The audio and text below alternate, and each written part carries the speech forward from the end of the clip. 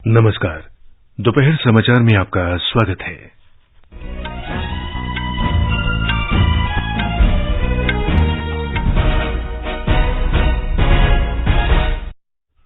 प्रधानमंत्री नरेंद्र मोदी ने संसद के मॉनसून सत्र को लगातार बाधित करने के लिए विपक्षी दलों पर निशाना साधा।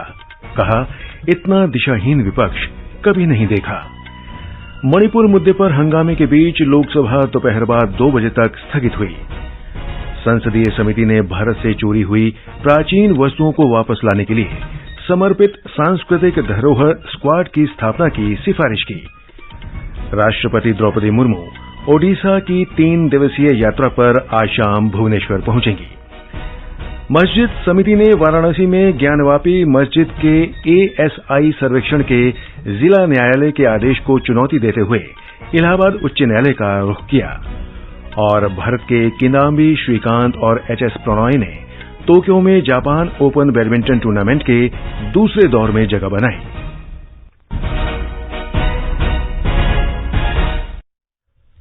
दोपहर समाचार के साथ मैं रवि कपूर। प्रधानमंत्री नरेंद्र मोदी ने संसद के मौजूदा सत्र के दौरान विपक्षी दलों की ओर से निरंतर बाधा पहुंचाने की निंदा की और कहा है कि उन्होंने इस प्रकार का दिशाहीन विपक्ष कभी नहीं देखा। श्री मोदी ने विपक्ष की आलोचना करते हुए कहा कि उनका व्यवहार दर्शाता है कि विपक्षी दलों ने मन बना लिया है कि वे आने वाले वर्षों में भी विपक्ष में ही रहना चाहते हैं।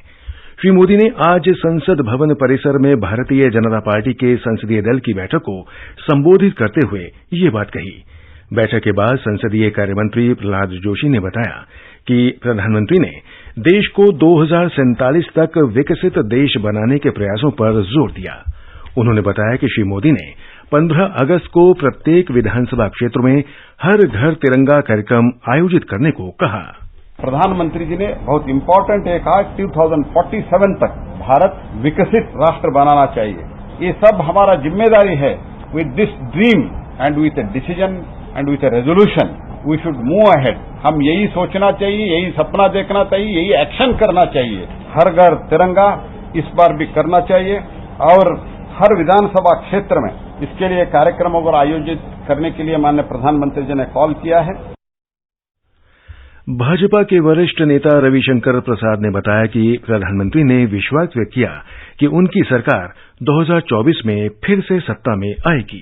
प्रधानमंत्री जी का भाषण बहुत प्रेरणादायी था। उन्होंने हम लोग को इतना उत्साहित किया कि मैं क्या बताऊं। बहुत मान है, बहुत गर्व है। उन्होंने साफ कहा कि विपक्ष का निर्णय स्पष्ट है कि वो विपक्ष में ही बैठना चाहते हैं। उनका चाल, चरित्र, चेहरा विपक्ष में बैठने का ही चल रहा है। बैठक में प्रधानमंत्री नरेंद्र मोदी तथा राजनाथ सिंह, नितिन गडकरी, पीयूष गोयल और अनुराग सिंह ठाकुर सहित अनेक केंद्रीय मंत्रियों ने भाग लिया। मणिपुर हिंसा के मुद्दे पर संसद के दोनों सदनों में आज भी गतिरोध बना रहा। सुबह इस मुद्दे पर विपक्ष के शोर शराबे के कारण लोकसभा को दोपहर 2 बजे तक और राज्यसभा को दोपहर 12 बजे तक स्थगित करना पड़ा। लोकसभा में आज सदन की बैठक शुरू होने पर कांग्रेस, डीएमके, जनता दल यूनाइटेड और तृणमूल कांग्रेस समेत कई विपक्षी दलों के सदस्य नारे लगाते हुए सदन के बीचों बीच आ गए। ये लोग मणिपुर हिंसा पर प्रधानमंत्री नरेंद्र मोदी के बयान की मांग कर रहे थे। लोकसभा अध्यक्ष ओम बिरला ने प्रश्नकाल संचालित करने की कोशिश की, लेकिन सदन में हंगामा जारी रहने पर कार्यवाही दोपहर 2 बजे तक स्थगित कर दी गई। उधर राज्यसभा में पहले स्थगन के बाद दोपहर 12 बजे सदन की बैठक शुरू होने पर विपक्षी सदस्यों की नारेबाजी जारी रही। सभापति जगदीप धनखड़ ने विपक्षी सदस्यों से सदन की कार्यवाही चलने देने का आग्रह किया। विपक्षी सदस्यों का विरोध फिर भी जारी रहा। कांग्रेस अध्यक्ष मल्लिकार्जुन खड़गे ने कहा कि मणिपुर पर अन्य सभी कार्य छोड़कर नियम 267 के अंतर्गत चर्चा होनी चाहिए। इस पर सदन के नेता पीयूष गोयल ने कहा कि महिलाओं के खिलाफ अपराध दुर्भाग्यपूर्ण है और गृहमंत्री अमित शाह मणिपुर हिंसा पर जवाब देने के लिए तैयार हैं। उन्होंने विपक्ष पर आरोप लगाया कि वे अपनी विफलताओं को छिपाने के लिए सदन में चर्चा नहीं होने दे रहा। तृणमूल कांग्रेस, आम आदमी पार्टी, डीएमके, वामपंथी दल, राष्ट्रीय जनता दल और अन्य विपक्षी सदस्यों ने इस मुद्दे पर नारेबाजी शुरू कर दी। शोर शराबे के बीच सभापति ने प्रश्नकाल संचालित करने की कोशिश की, जो सफल नहीं हुई और सदन को दोपहर 2 बजे तक के लिए स्थगित कर दिया गया। केंद्रीय मंत्री गिरिराज सिंह ने आज लोकसभा में बताया कि वर्ष 2021 से 2023 के अंतर्गत महात्मा गांधी राष्ट्रीय ग्रामीण रोजगार गारंटी योजना NREGS कार्यक्रम में से 6,68,42,000 जॉब कार्ड हटाए गए।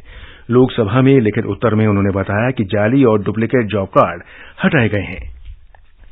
उन्होंने स्पष्ट किया कि सिस्टम में त्रुटि के कारण जॉब कार्ड नहीं हटाए गए। एक संसदीय पैनल ने चोरी किए गए पुरावशेषों को बरामद करने के बाद एक विशेष सांस्कृतिक विरासत दस्ता स्थापित करने की सिफारिश की है। इसमें अधिकारियों का दल होगा जिन्हें पुरावशेषों को विभिन्न देशों में पुरातन अवशेषों को प्राप्त करने के विभिन्न पहलुओं जैसा प्रशिक्षण दिया जाएगा। परिवहन, पर्यटन और संस्कृति की संसदीय स्थायी समिति ने संसद के दोनों सदनों में इससे संबंधित रिपोर्ट प्रस्तुत की है। खान मंत्रालय ने आज बताया कि इस वर्ष मई में पिछले वर्ष की मई की तुलना में खनिज उत्पादन में 6.4% की बढ़ोतरी हुई है। भारतीय खान ब्यूरो से जारी अंतरिम आंकड़ों में बताया गया है कि अप्रैल-मई 2022-23 के लिए खनिजों की सकल वृद्धि पिछले वर्ष की अवधि की तुलना में 5.8% अधिक रही। ये समाचार हमारी वेबसाइट newsonair.com/hindi और हमारे mobile app news on AIR पर भी उपलब्ध हैं। दोपहर समाचार में आपका फिर स्वागत है। राष्ट्रपति द्रौपदी मुर्मू ओडिशा की 3 दिवसीय यात्रा पर आज शाम भुवनेश्वर पहुंचेंगी। वे अटूट बंधन परिवार द्वारा प्रायोजित मेडिकल छात्रों के समूह के साथ बातचीत करेंगी और भुवनेश्वर में ओडिशा के राजभवन की नई बिल्डिंग की आधारशिला रखेंगी। राष्ट्रपति कल कटक में ओडिशा उच्च न्यायालय के 75वें वर्ष के समापन समारोह में शामिल होंगी। वे बृहस्पतिवार को भुवनेश्वर के राजभवन में विशेष रूप से कमजोर जनजातीय समूह PVTG के सदस्यों के साथ बातचीत करेंगी। अंजुमन इंतजामिया मस्जिद समिति ने ज्ञानवापी मस्जिद परिसर में भारतीय पुरातत्व विभाग ASI से सर्वेक्षण कराने के वाराणसी जिला न्यायालय के 21 जुलाई के आदेश को आज इलाहाबाद उच्च न्यायालय में चुनौती दी। उच्चतम न्यायालय ने कल अपने आदेश में कहा था कि ज्ञानवापी मस्जिद परिसर में 26 जुलाई शाम 5 बजे तक ASI का सर्वेक्षण नहीं कराया जाएगा। एक याचिकाकर्ता राखी सिंह ने आज सवेरे इलाहाबाद उच्च न्यायालय में याचिका दायर की है कि उनका पक्ष सुने बगैर कोई आदेश पारित न किया जाए। तेलंगाना उच्च न्यायालय ने कोठागुदेम विधानसभा सीट से निर्वाचित V. वेंकटेश्वर राव के चुनाव को रद्द घोषित कर दिया है और इसी सीट से चुनाव लड़ने वाले J. वेंकट राव को वर्ष 2018 से निर्वाचित घोषित किया है।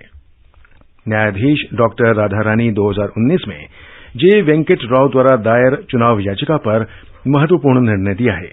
J. वेंकट राव ने आरोप लगाया था कि V. वेंकटेश्वर राव ने अपनी और पत्नी की संपत्ति का पूर्ण विवरण निर्वाचन आयोग को नहीं दिया था।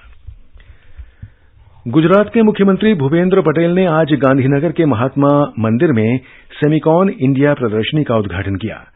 इलेक्ट्रॉनिकी और सूचना प्रौद्योगिकी राज्य मंत्री राजीव चंद्रशेखर भी इस अवसर पर उपस्थित थे।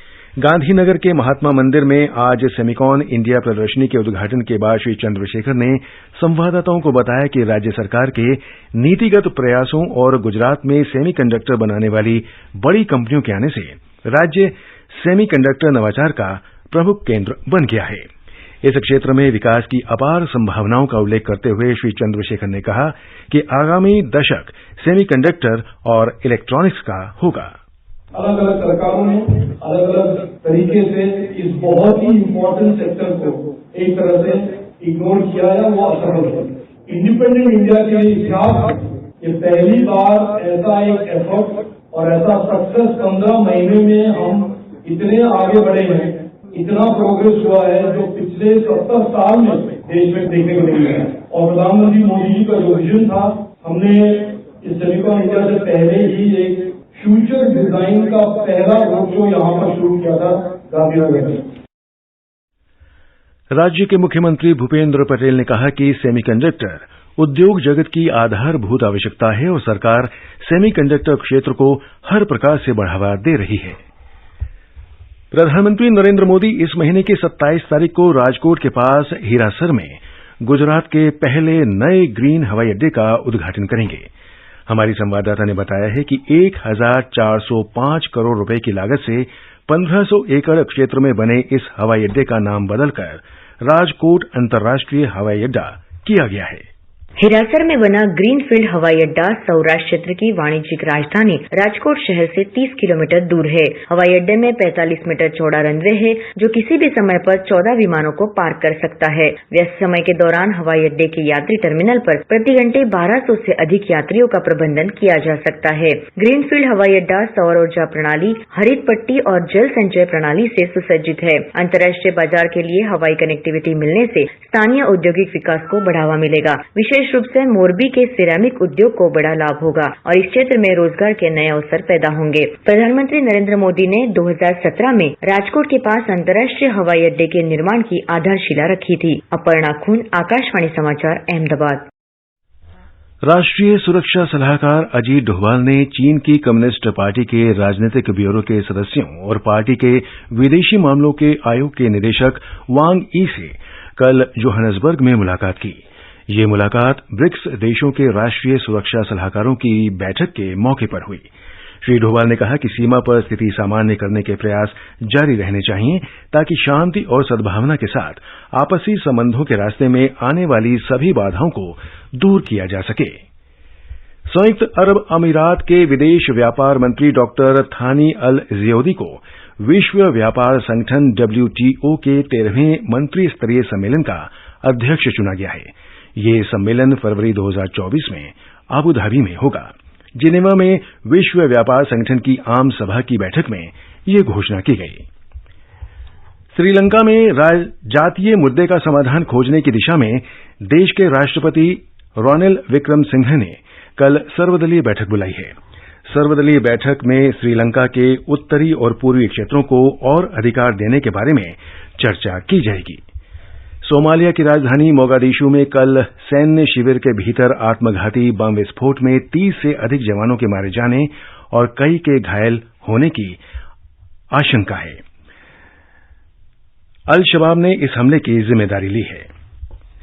किदाम्बी श्रीकांत और एचएस प्रणॉय टोक्यो में जापान ओपन बैडमिंटन टूर्नामेंट के दूसरे दौर में पहुंच गए हैं। इस बीच महिला डबल्स में गायत्री गोपीचंद और ट्रीसा जॉली की जोड़ी भी अगले दौर में पहुंच गई है। हालांकि महिला सिंगल्स में आकर्षी कश्यप को जापान की अकानी यामागुची से हार का सामना करना पड़ा। भारत के कमलजीत ने कोरिया के चांगवोन में ISSF junior shooting world championship में 50 मीटर पिस्टल व्यक्तिगत स्पर्धा में स्वर्ण पदक जीता है। भारतीय निशानेबाजों ने इस प्रतियोगिता में 6 स्वर्ण, 6 रजत और 5 कांस्य पदक हासिल किए हैं।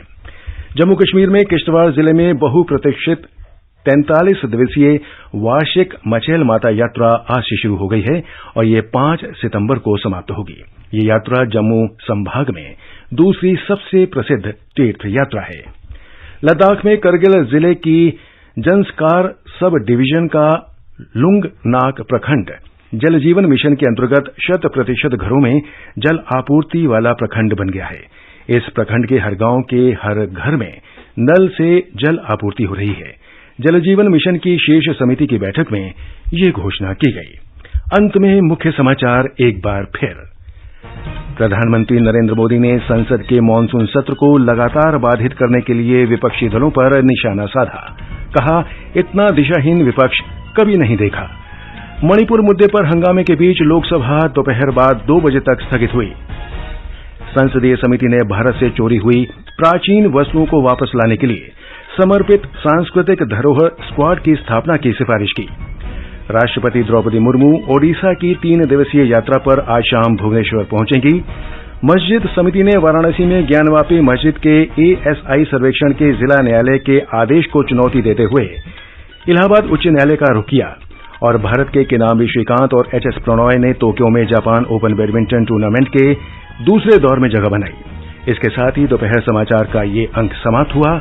नमस्कार।